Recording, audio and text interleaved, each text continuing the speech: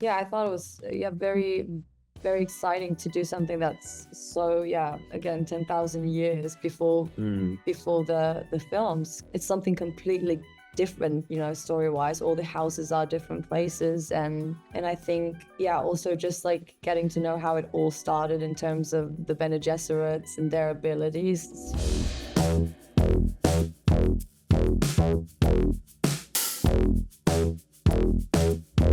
Hi guys, how are you? Very well. How are you? Hey. I'm great, thank you. Guys, Dune Prophecy addresses themes such as artificial intelligence, the oppressive effects of technology on humans, the role of technology in society, and these themes are very relevant today.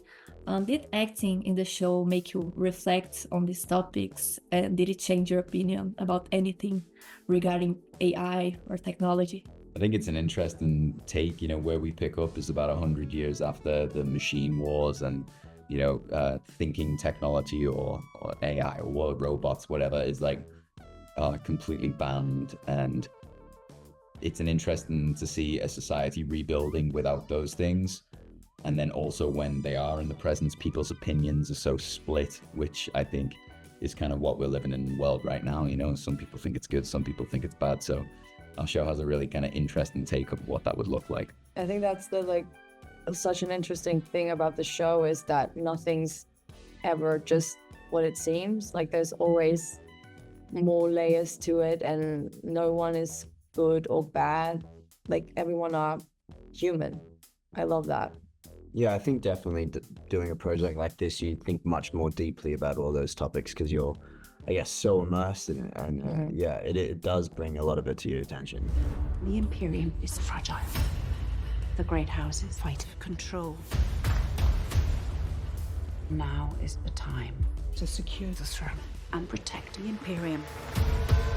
Yeah, we've been talking a lot about like lies, like how would you want to know if someone is lying to you all the time? Like And there's another theme that runs throughout the entire Dune series. It's the myth of the Messiah and prophecies, expectations, placed on people who are destined or not to be something. But this is a theme that runs through all of your characters. And do you agree with this? And could you talk a little bit about this?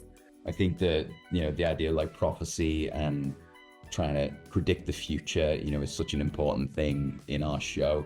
And I think every character plays their part. If one character turns and goes the other way, the whole chain can collapse in someone's mind.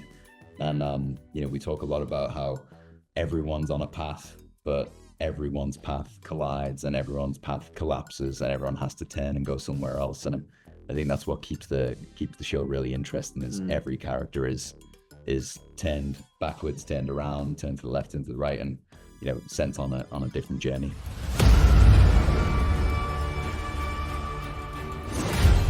We've never seen a force like this. This could destroy the Imperium. We must act. Right, and the Dune series is set on a very different world from ours, like aesthetically speaking.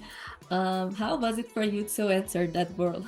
incredible. Like all of our sets were practically built, so it was just so easy for us to just dive into it and explore the world and the characters. It's like a big playground. Yeah, really. Yeah, makes our job much easier when walking onto it. I feel like the less blue screen, the better, really. It's nice, and yeah, every single detail in the palace is real. It's incredible. Like a sand playground.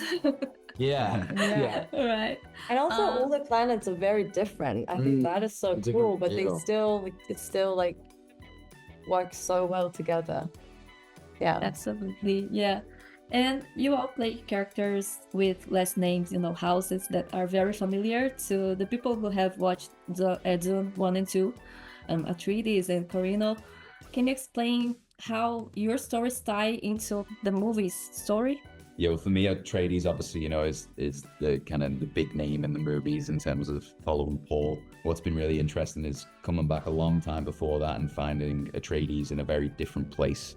The house isn't as established, and they have respect on their name and it carries weight, but nowhere near where they are. So it's kind of the a good place to pick up on starting that journey to get towards 10,000 years in the future. Yeah, I thought it was very, very exciting to do something that's so, again, 10,000 years before the films. It's something completely different, story-wise. All the houses are different places, and I think, also just like getting to know how it all started in terms of the Bene Gesserits and their abilities. And I guess the Carino family isn't explored as much in the films. You see them, I guess, at the tail end of the second film, so it was kind of nice, I guess, opening that much more, and you see the inner workings of the Imperium and how the spice trade is also operated from that side, as opposed to just between the Harkonnens and the Atreides in the first and second film. So for me, I really enjoyed digging into that. And also the political aspect. It's like you get to see how, like, for instance, House Carino, they, the Emperor rules the entire universe, but he's still very dependent on the alliances between the other great houses. And so how all those political alliances form, I think, is super interesting too. The reckoning is here.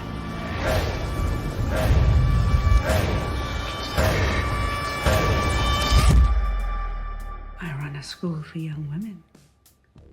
We're not a threat to anyone.